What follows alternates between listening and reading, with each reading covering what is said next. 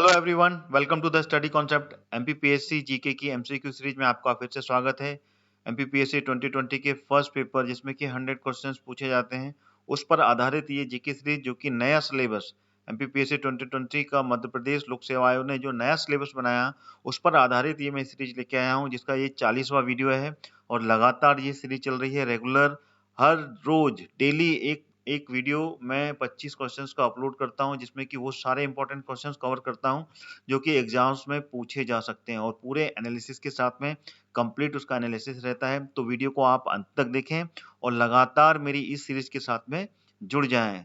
आपको study concept channel subscribe कर लेना है, उसके लिए वो भी ऑल नोटिफिकेशन के साथ में ऑल का रेडियो बटन क्लिक करना है, देन उसके बाद में सब्सक्राइब का बटन क्लिक करना है, जिससे कि आपको वो सारे वीडियोस जो कि आप देखना चाहते हैं एमपीपीएससी 2020 के लिए, उनके सारे फैक्ट्स जीएस के वो सारे कंप्लीट होने वाले हैं इसमें। तो लगातार जुड़े रहिए मेरे इस चैनल से और सारे वीडियोस देखिए। और साथ ही साथ में मेरे वीडियोस को आप लाइक भी करें, लाइक बटन जरूर दबाएं और साथ में वीडियो को ज़्यादा से ज़्यादा शेयर करें, जिससे कि अन्य वो सारे परीक्षार्थी जो कि एमपीपीएससी 2020 का प्रिपरेशन कर रहे हैं तो उनके लिए भी ये वीडियो बहुत ही ज़्यादा मददगार होने वाला है। तो चलिए शुरू करता हूँ ये 40th वीडियो, 40वां वीडियो, जिसमें कि अगले 25 क्वेश्चंस कंप्लीट एनालिसिस के साथ में मैं आपके सामने लेकर आ रहा हूं। लीजिए आ गया पहला प्रश्न आपके सामने। निम्नलिखित में से कौन सा मध्य प्रदेश का राजकीय खेल है? मध्य प्रदेश का राजकीय खेल पूछा है इसमें। कुश्ती, मलखम, कबड्डी या फिर हैंडबॉल। तो इसका सही विकल्प कौन सा है? तो वो है मलखम। मध्य प्रदेश का अगर राजकीय खेल कोई है तो वो है मलखम। और मलखम की जो एकेडमी है वो कहाँ पर है मध्य प्रदेश में? तो वो भी मैं आपको बताना चाहूंगा कि वो है उज्जैन में। और मलखम को राजकीय खेल मध्य प्रदेश में कब घोषित किया गया था? ये किया गया था 2013 में। और उसी वर्ष सेम ईयर में ही मध्य प्रदेश राजकीय खेल मल्लखंब के लिए एक पुरस्कार भी चालू किया गया था, जिसका नाम था प्रभाष जोशी अवार्ड। ये भी आपको बिल्कुल पता होना चाहिए, ठीक है ना। प्रभाष जोशी अवार्ड चालू किया गया, जो कि वो सब मल्लखंब के जो खिलाड़ी जो कि अच्छा प्रदर्शन करते हैं और अच्छे से वो विजय होते हैं और उनको अवार्ड मिलता है, ठीक है ना, उनको ये पुरस्कार दिया जाता है, जिसका नाम है प्रभाष जोशी अवार्ड। ये भी 2013 में चालू किया गया था, जब मध्य प्रदेश का राजकीय खेल मल्लखंब को घोषित किया गया था, ठीक है। अगला प्रश्न आ गया आपके सामने। निम्नलिखित में से क्या राष्ट्रकूटों का सर्वाधिक चिरस्थायी योगदान है? कैलाश मंदिर, कन्नड़ काव्य के 3 कवि पंपा, पोन्ना और रन्ना तथा कैलाश मंदिर, या जैनवाद का संरक्षण, या फिर विजय। तो इसका जो सही विकल्प है वो बी इसका सही विकल्प है। This is the correct answer. यानी कि कन्नड़ काव्य के जो 3 कवि थे पंपा, पोन्ना और रन्ना, इनको संरक्षण प्रदान किया था राष्ट्रकूट वंशों ने, और कैलाश मंदिर का भी निर्माण राष्ट्रकूट वंश ने ही करवाया था। पंपा, पोना और रन्ना, ठीक है ना, इनको संरक्षण दिया था जो कृष्ण तृतीय, ये आपको पता होना चाहिए।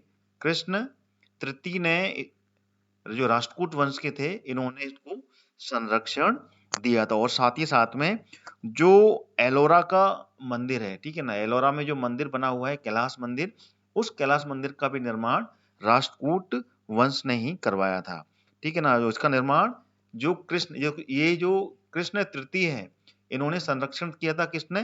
पंपा, पोन्ना और रन्ना, इन तीनों कवियों का संरक्षण कृष्ण तृतीय ने किया था। लेकिन कैलाश मंदिर का निर्माण कृष्ण प्रथम ने करवाया था, जो कि राष्ट्र वंश के थे, ठीक है, राष्ट्रकूट वंश के थे।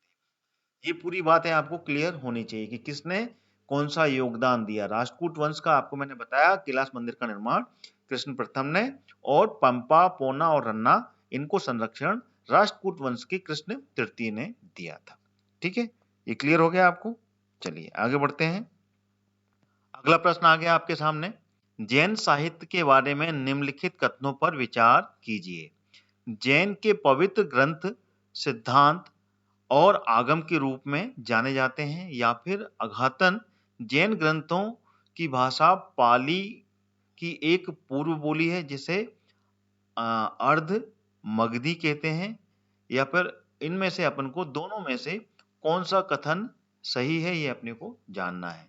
तो ऑप्शन दिए हैं आपके पास में, केवल एक, केवल दो, एक और दो दोनों ही, या फिर एक, ना तो एक है और ना ही दूसरा है।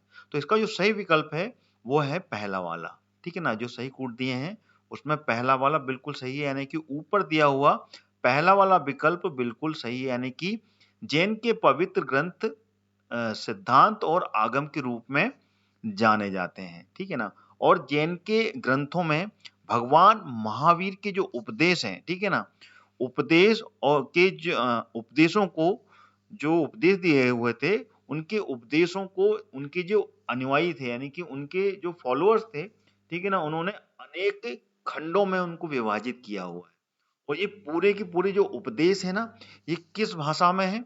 ये प्राकृत भाषा में है। ध्यान रखिएगा, जितनी भी पवित्र ग्रंथ जैन धर्म के लिखे गए हैं, ठीक है ना, वो प्राकृत भाषा में, ये क्लियर होना चाहिए आपको, प्राकृत भाषा में लिखे गए हैं, ठीक है ना। और इनको आगम के रूप में, सिद्धांत या फिर आगम के रूप में इनको जानते हैं, ठीक है। क्लियर हो गया? चलिए आगे बढ़ते हैं। अगला प्रश्न आ गया आपके सामने। सतना स्थित सीमेंट कारखाना किसके द्वारा स्थापित किया गया था? UltraTech, Birla corporation, JP cement या फिर एसीसी सीमेंट? तो इसका जो सही विकल्प है वो है बिरला कॉर्पोरेशन। सतना में जो सीमेंट का कारखाना है वो बिरला कॉर्पोरेशन ने ही स्थापित किया था। और राज्य का एक और बात आपको बिल्कुल क्लियर होनी चाहिए, मध्य प्रदेश राज्य में अगर एमपी में कोई सबसे पहला सीमेंट का कारखाना है तो वो कहां पर है? तो वो है बानमोर। मुरैना की जो तहसील है, कौन सी? बानमोर। ये क्लियर होना चाहिए, ये अंग्रेजों के काल का है, ठीक है ना। बानमोर में स्थापित किया गया और ये 1922 और 1923 में इसको स्थापित कर दिया गया था, ठीक है ना। और ये जो कारखाना था ये एसीसी सीमेंट, जो कि बहुत ही पुरानी सीमेंट है, उसने स्थापित किया गया था, ठीक है ना। और इसका जो पूरा नाम है, अगर फुल फॉर्म देखेंगे तो ये एसोसिएटेड सीमेंट प्लांट है, ठीक है ना। एसोसिएटेड सीमेंट कंपनी के नाम से जानते हैं, एसोसिएटेड सीमेंट कंपनी, ठीक है ना। इसका फुल फॉर्म है एसीसी का। और ये 1922 और 1923 में सबसे पहला कारखाना था मध्य प्रदेश में सीमेंट का, ठीक है। चलिए आगे बढ़ते हैं। अगला प्रश्न आ गया आपके सामने। मध्य प्रदेश शासन ने कितने औद्योगिक इकाई केंद्र स्थापित किए हैं मध्य प्रदेश शासन के द्वारा? तो ऑप्शन आपके सामने है 28, 26, 15 या फिर 40। तो इसका जो सही विकल्प है वो है 26।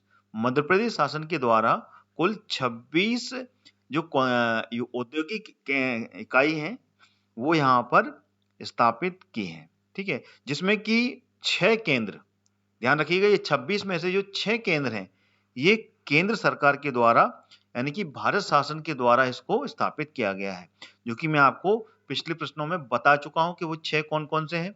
एक बार फिर से अपन यहाँ पर उसका रिवीजन कर लेते हैं कि वो 6 कौन-कौन से हैं। तो सबसे पहला पीथमपुर, जो कि काफी पॉपुलर है, जिसको कि भारत का डेट्राइट कहते हैं, क्योंकि यहाँ पर ऑटोमोबाइल उद्योग बहुत ही ज्यादा पॉपुलर है। पीथमपुर में है एक, जो कि कहां पर है ये पीथमपुर में? धार में है, ठीक है ना। और दूसरा झाबुआ में है। झाबुआ में कहां पर? मेहानपुर में। ये क्लियर होना चाहिए, मेहानपुर झाबुआ में है दूसरा। और तीसरा कहां पर है?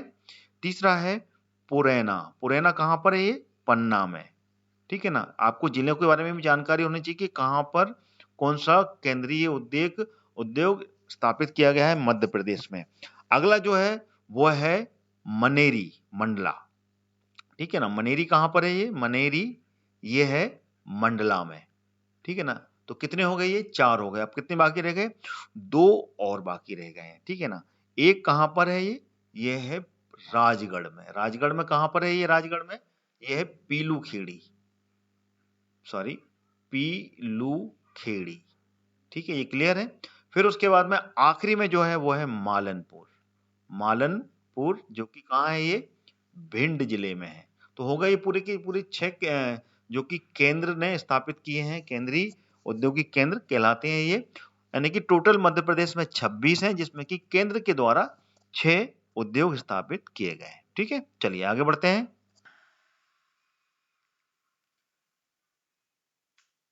आगे जाने से पहले मैं आपको बताना चाहूंगा अनअकैडमी के बारे में।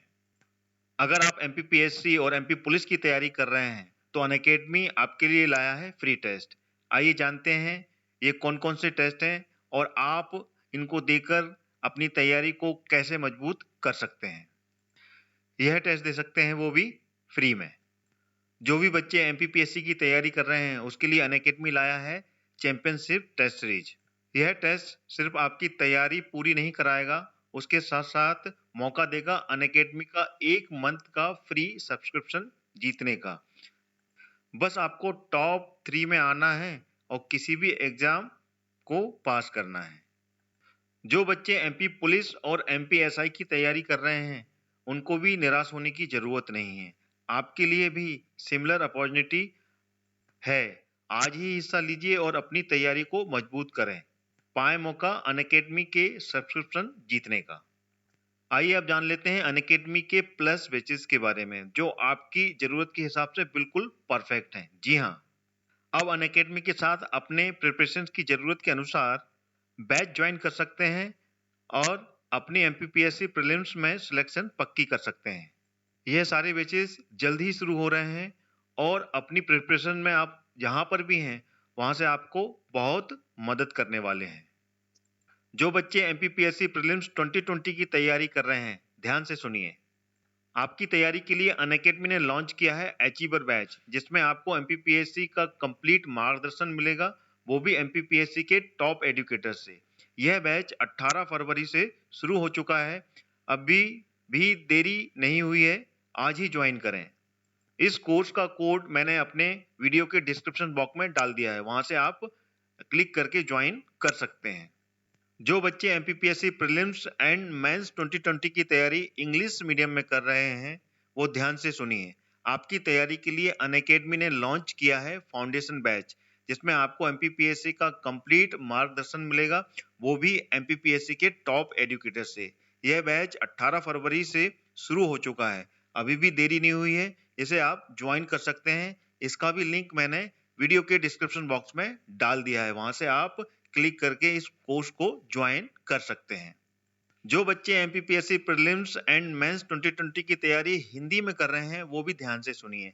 आपके लिए अनअकैडमी ने लॉन्च किया है लक्ष्य एमपीपीएससी फाउंडेशन बैच, जिसमें आपको एमपीपीएससी का कंप्लीट मार्गदर्शन मिलेगा, वो भी एमपीपीएससी के टॉप एजुकेटर से। यह बैच 19 फरवरी से शुरू हो चुका है, अभी भी देरी नहीं हुई है, आप इसको ज्वाइन कर सकते हैं। इसका भी लिंक मैंने वीडियो के डिस्क्रिप्शन बॉक्स में डाल दिया है।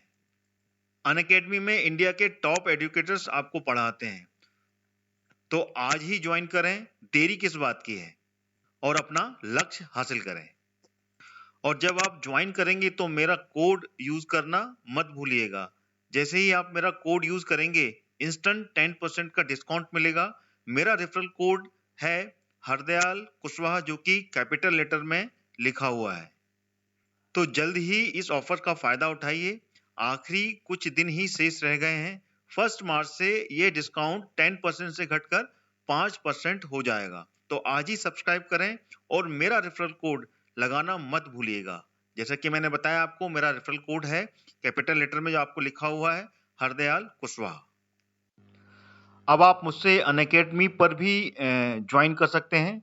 अब मैं बहुत ही जल्दी अनअकैडमी पर फ्री स्पेशल क्लास लेने वाला हूं, जो कि मध्य प्रदेश जीके के अलावा अन्य वो सारे टॉपिक्स जो कि आप मेरे माध्यम से पढ़ना चाहते हैं, चाहे वो एमपीपीएससी हो या फिर व्यापम से जुड़े हुए एग्जाम्स, इन सभी एग्जाम से रिलेटेड जो भी जीके का पार्ट है वो मैं अनअकैडमी की फ्री क्लासेस जो कि स्पेशल क्लासेस हैं उसमें लेने वाला हूं। तो आप सभी विद्यार्थी जो कि मुझसे जुड़े हुए हैं, मेरी क्लासेस देख रहे हैं, उन सभी से मैं कहना चाहूंगा कि आने वाले समय में मैं स्पेशल क्लास लेने वाला हूं, तो आप अनअकैडमी पर भी मुझसे जुड़िए, जो कि 1 घंटे की क्लास होगी, जिसमें कि मैं आपके वो सारे डाउट क्लियर करूंगा जो कि आप के मन में चल रहे हैं मध्य प्रदेश जीके और अन्य टॉपिक पर।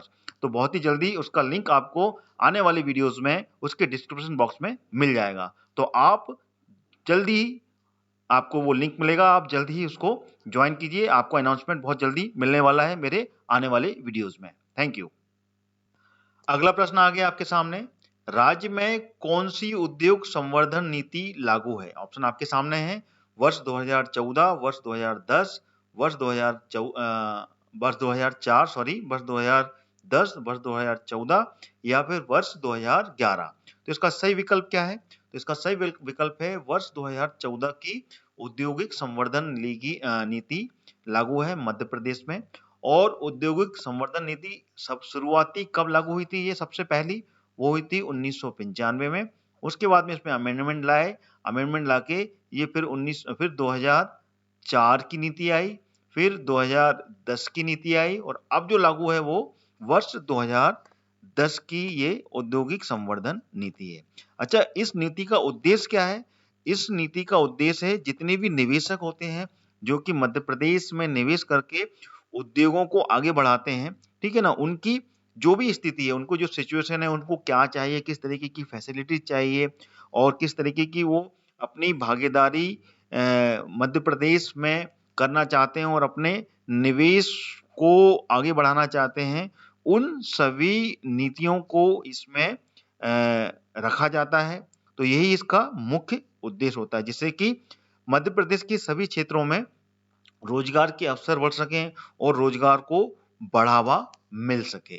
ठीक है, अगला प्रश्न आ गया 7वां आपके सामने। पाषाण काल से संबंधित भीमबेटका की जो गुफाएं हैं वो कहाँ स्थित हैं? किस जिले में है? सागर, नीमच, रायसेन या फिर मुरैना? तो इसका जो सही विकल्प है वो है रायसेन।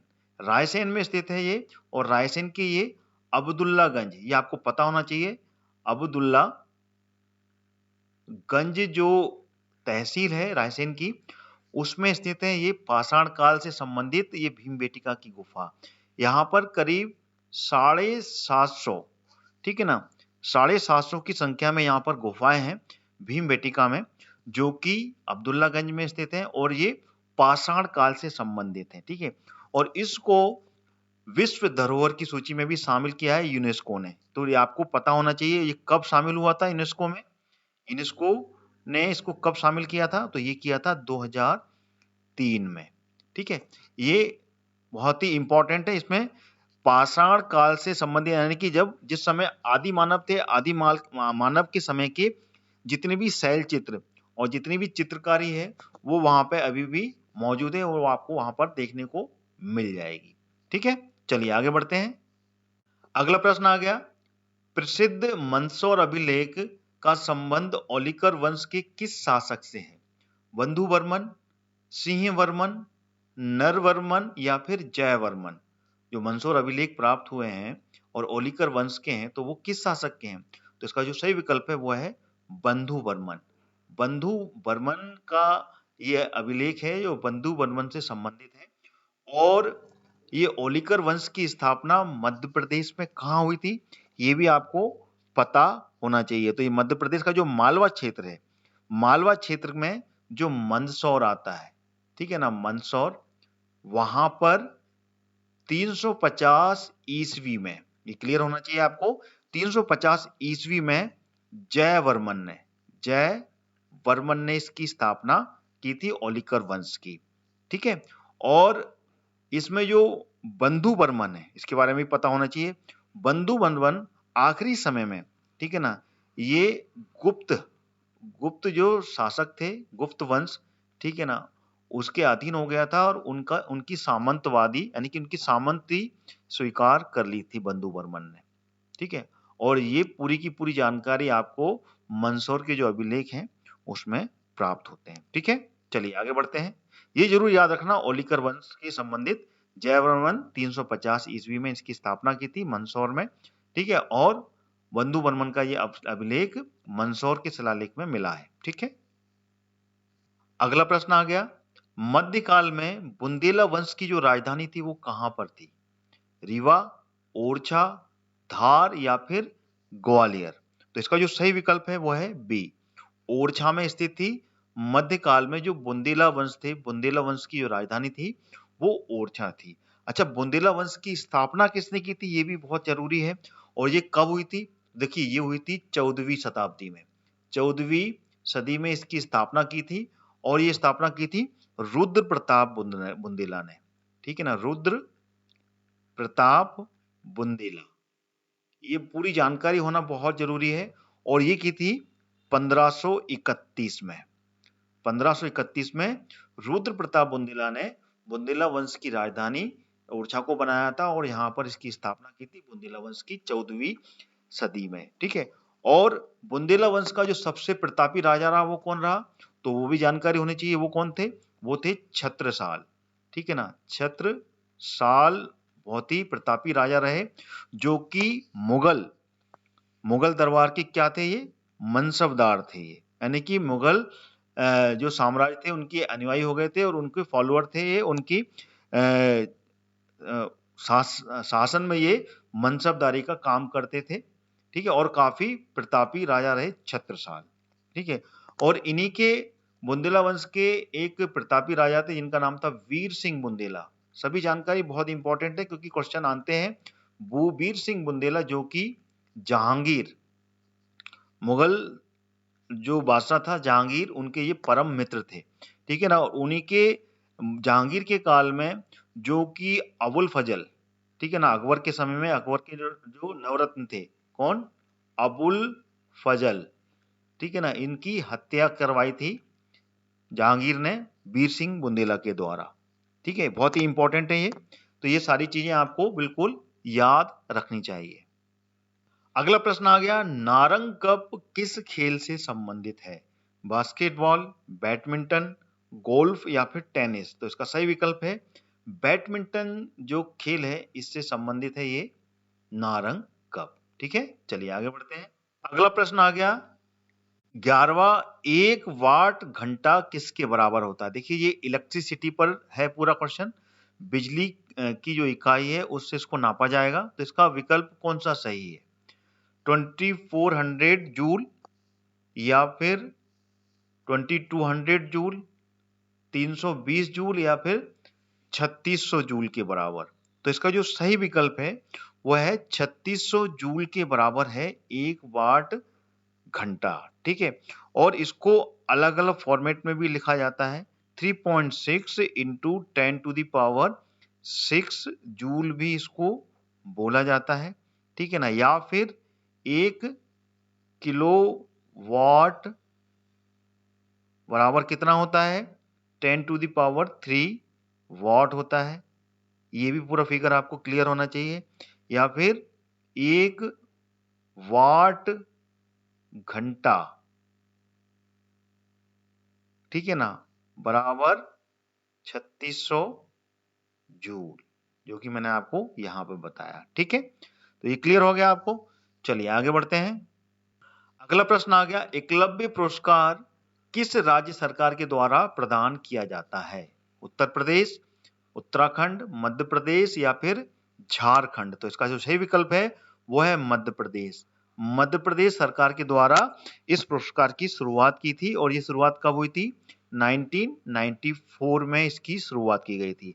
अच्छा, ये पुरस्कार जो दिया जाता है ये जो 19 वर्ष से कम के जो खिलाड़ी होते हैं, ठीक है ना, उनको प्रोत्साहित करने के लिए ये पुरस्कार दिया जाता है। अच्छा, उसके लिए पैरामीटर्स क्या होते हैं, उसके लिए पैरामीटर जो होते हैं वो होते हैं जो भी खिलाड़ी पिछले 5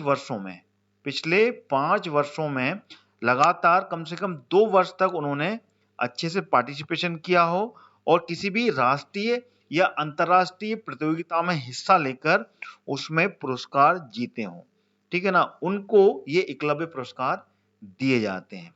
अच्छा, ये पुरस्कार की शुरुआत जो की गई थी, ये की गई थी अनुसूचित जाति व जनजाति के जो लोग हैं, जो खिलाड़ी हैं, उनको प्रोत्साहित करने के लिए, ठीक है ना, उनको एनरिच करने के लिए इस पुरस्कार की शुरुआत की गई थी, जो कि 1994 में चालू हो गया था। ठीक है, चलिए आगे बढ़ते हैं।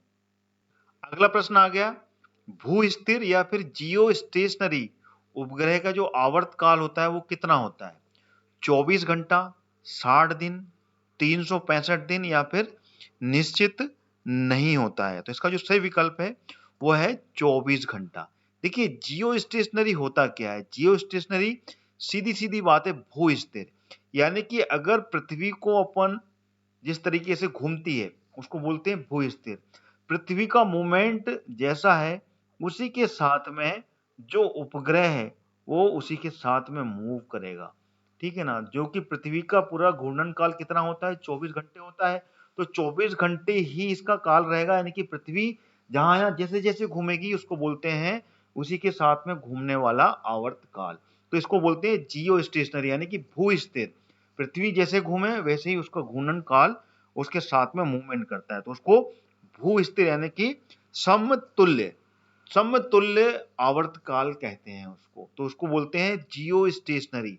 यानी कि अगर भारत के ऊपर में कोई उपग्रह रखा लगाया गया है तो वो भारत की जितनी भी दिशाएं हैं, ठीक है ना, भारत के साथ साथ में जहाँ पे भी भारत का इंडिया का मूवमेंट होगा जिस दिशा में, उसी के साथ में वो आगे मूव करेगा, यानी कि हर चीज में से भारत की ही निगरानी करता है, तो उसको बोलते हैं जियो स्टेशनरी उपग्रह या जियो स्टेशनरी आवर्तकाल, जो कि पृथ्वी का समय 24 घंटे, तो इसका भी समय 24 घंटे ही होता है एक आवर्तकाल का। ठीक है, चलिए आगे बढ़ते हैं।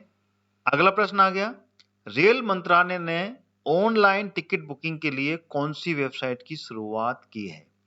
booking.rail, railbooking.com, irctc.in या फिर irctc.gov। तो इसका जो सही विकल्प है वो है irctc.in। ये वेबसाइट है जिससे कि जितने भी रेल यात्री हैं वो इससे ऑनलाइन टिकट बुक कर सकते हैं। ठीक है, चलिए आगे बढ़ते हैं। अगला प्रश्न आ गया, प्रमुख रूप से www वर्ल्ड वाइड वेब प्रयोग करने के लिए होता है। इसका प्रयोग प्रोवाइड नेटवर्क में वेब सर्वर द्वारा मिलने वाली जानकारी या फाइल सिस्टम में फाइल एक्सेस करने के लिए भी हो सकता है। तो वो कौन सी चीज है? ब्राउजर, नेटफिट, विंडो 95 या फिर केबल? तो इसका जो सही विकल्प है वो है ए। देखिए, जो ब्राउजर होता है उसी में अपन किसी भी वेबसाइट्स या कोई भी जानकारी को एक्सेस करने के लिए जो कि इंटरनेट पे पड़ी हुई है वो ब्राउजर के द्वारा ही एक्सेस होती है, यानी कि ब्राउजर में ही किसी वेबसाइट को या फिर किसी सर्च इंजन को या किसी अन्य इंफॉर्मेशन को अपन एक्सेस कर सकते हैं। तो ब्राउजर बहुत अलग अलग होते हैं, अलग अलग कंपनी के, अलग अलग सॉफ्टवेयर कंपनी के हैं। जैसे कि मोजिला के द्वारा जो फायरफॉक्स है वो भी एक ब्राउजर है, इंटरनेट एक्सप्लोरर वो भी एक ब्राउजर है, साथ में जो अभी माइक्रोसॉफ्ट का एज चल रहा है, ठीक है ना, वो भी एक वेब ब्राउजर है, गूगल क्रोम वो भी एक वेब ब्राउजर है। तो इस तरीके से different kind of web browsers which is we are operating into the internet world. ठीक है, यहाँ पे कि अपन डिफरेंट वेबसाइट्स को ओपन कर सकते हैं। ठीक है, क्लियर हो गया? चलिए, तो this is the correct answer. Window 95 क्या है? This is the operating system. Cable मतलब from that way we can transfer data from one end to the another end. ठीक है, और नेट फिट कुछ नहीं है, ये नेटफ्लिक्स जरूर है, नेट फिट नहीं है। ठीक है, चलिए आगे बढ़ते हैं। अगला प्रश्न आ गया, सतत विकास सूचकांक 2020 में भारत का कौन सा स्थान रहा? 97th, 117, 104 या फिर 128? तो इसका जो सही विकल्प है वो है 117, यानी कि 117वां स्थान रहा, जो कि सतत विकास सूचकांक 2020 का है। ठीक है ना। अच्छा, 2020 में पहला, दूसरा और तीसरे नंबर पर जो रहे वो देश वो हैं स्वीडन, जो कि पहले नंबर पर रहा, ये भी बहुत जरूरी है जानना, और दूसरे नंबर पर डेनमार्क। ठीक है, डेनमार्क जो कि दूसरे नंबर पर रहा, और तीसरे नंबर पर फिनलैंड। ठीक है ना, ये 3 नंबर थे, और उसके बाद में भारत का जो स्थान था वो 117वां रहा। ठीक है, चलिए, इसमें टोटल 100 देशों का, ठीक है ना, टोटल जो अंक लिए गए थे वो अंक थे 1 से लेके 0 से लेके 100 तक के अंक निर्धारित होते हैं, जिसमें कि सूचकांक ये तैयार किया जाता है, और इसमें टोटल 166 देशों ने पार्टिसिपेशन किया था, शामिल होते हैं ये 166 देश, जिसमें कि भारत का 117वां नंबर लगा। ठीक है, चलिए आगे बढ़ते हैं। अगला प्रश्न आ गया, चैट या इंस्टेंट मैसेजिंग सॉफ्टवेयर जिसका नाम है व्हाट्सएप, बहुत ही इंपॉर्टेंट है ये। आज के समय में व्हाट्सएप बहुत ही ज्यादा रनिंग में चल रहा है। इसकी जो स्थापना की थी वो किसने की थी, यानी कि किसने व्हाट्सएप को बनाया था?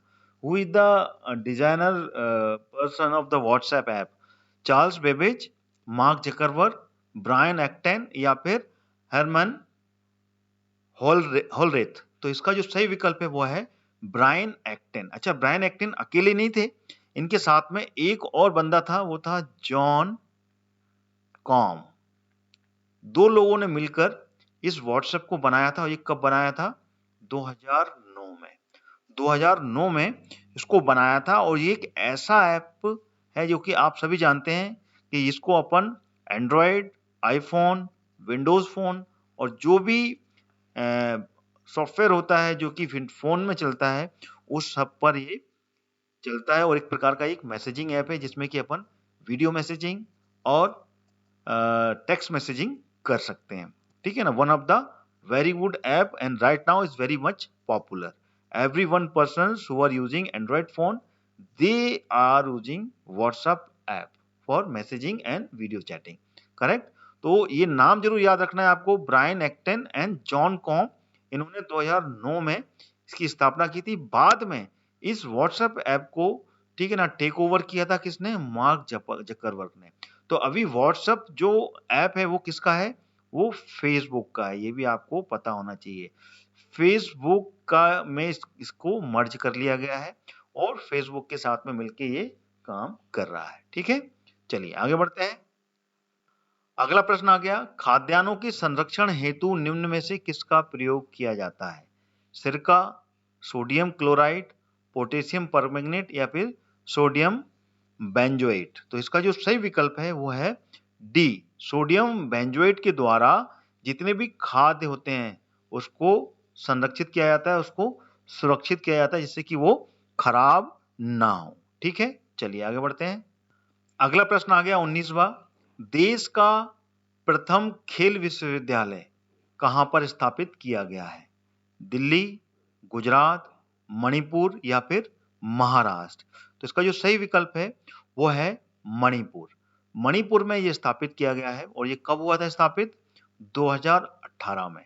ये सन जरूर याद रखना है आपको कि देश का पहला खेल विश्वविद्यालय मणिपुर में 2018 में स्थापित किया गया और उसी के साथ साथ में इसमें सबसे पहली जो शिक्षा होती है वो होती है शारीरिक शिक्षा। ठीक है ना, मतलब शारीरिक शिक्षा के लिए इसका पहला मुख्य उद्देश्य रहा है। शारीरिक शिक्षा के लिए ये देश का पहला खेल विश्वविद्यालय स्थापित किया गया। ठीक है, चलिए, और साथ ही साथ में खेल विज्ञान को भी इसमें प्रमोट किया जाता है। चलिए आगे बढ़ते हैं।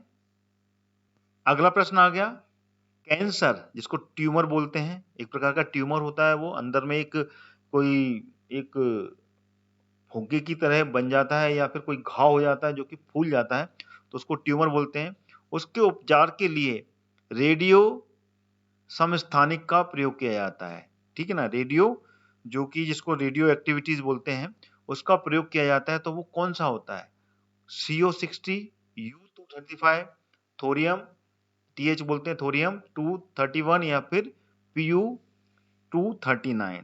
तो इसमें जो उपयोग होता है वो होता है A, CO60 जिसको बोलते हैं कोबाल्ट 60।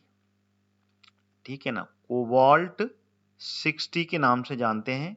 ठीक है, ये एक रेडियोधर्मी है जिसका कि उपयोग किया जाता है जिससे कि अल्फा जो रेज हैं, ठीक है ना, वो यहाँ से निकलती हैं जो कि कैंसर ट्यूमर के उपचार के लिए इसका उपयोग किया जाता है। ठीक है ना, U35 मतलब यूरेनियम 35 बोलते हैं इसको और TH231 मतलब इसको थोरियम बोलते हैं जो कि मैं आपको बता चुका हूं और PU239 मतलब प्लूटोनियम, ये प्लूटोनियम 239 है। ठीक है, चलिए, ये इसका नाभिकीय नाम है यानी कि एक रासायनिक नाम के रूप में इसको याद रखना है आपको। ठीक है, चलिए आगे बढ़ते हैं। अगला प्रश्न आ गया, फीफा विश्व कप 2022 इसका जो आयोजन है वो किस देश में प्रस्तावित है? कहां पर होने वाला है ये जो कि 2022 में होगा? रूस, ऑस्ट्रेलिया, कतर या फिर दक्षिण कोरिया। तो इसका सही विकल्प है कतर। कतर में ये आयोजित होने वाला है जो कि 2022 का फीफा वर्ल्ड कप है और इसकी शुरुआत जो होगी वो भी मैं आपको बता देता हूं, 21 नवंबर 2022 से होगी ये और ये चलेगा 21 नवंबर से लेके 18 दिसंबर 2022 तक। ठीक है ना, और इसमें टोटल कितनी टीम पार्टिसिपेट करने वाली हैं? इसमें जो टॉप मोस्ट 32 टीमें हैं वो इसमें पार्टिसिपेट करेंगी। और जो फीफा वर्ल्ड कप किसके लिए होता है? ये होता है फुटबॉल के लिए। ठीक है ना, फुटबॉल जो गेम है उसके लिए इसका ये एक विश्व कप का आयोजन होता है। ठीक है, तो इस बार कतर में 2022 में पार्टिसिपेट किया जाएगा अगले वर्ष। ठीक है, चलिए आगे बढ़ते हैं।